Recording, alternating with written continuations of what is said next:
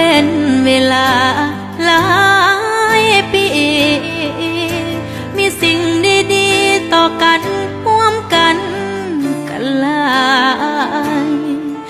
มือนี้น้องก็อยากรู้ว่าสิ่งที่เป็นอยู่อันใดซ้ำได้ถ้าหากพอเป็นไปได้ก็ซอยตอบน้องแน่อีพ่ออีแม่เพิ่นก็คอยถามนับมือนับยามยันอายพันแปลถ้าหากว่าหักกันแท้ก็ซอยตอบให้เห็น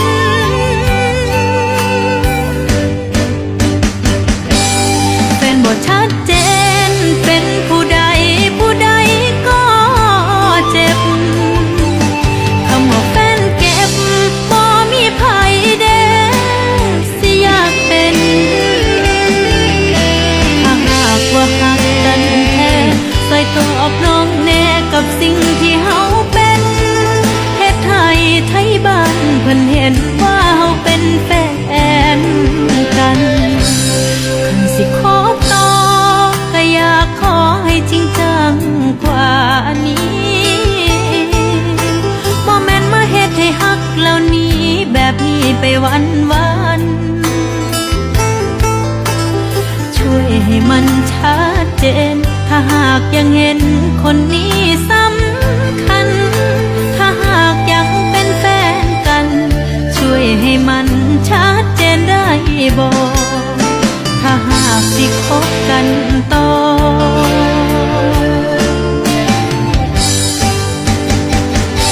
ก็อยากสิขอให้ชัดเจนกว่านี้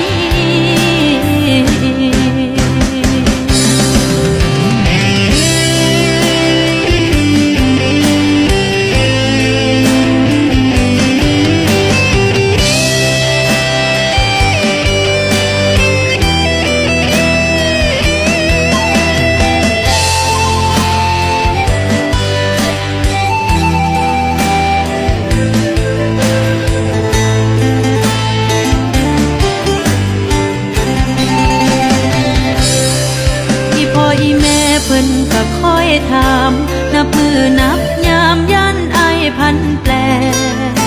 ถ้าหากว่าหักกันแท้ก็ซอยตอบให้เห็น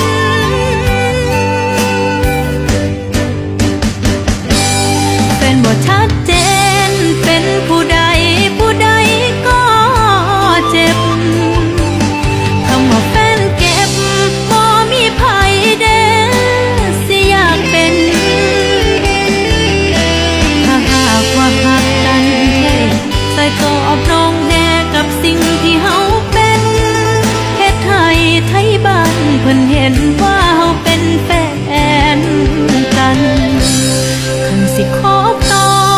ก็อยากขอให้จริงจังกว่านี้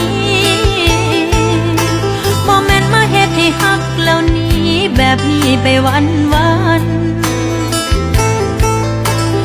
ช่วยให้มันชัดเจนถ้าหากยังเห็นคนนี้ส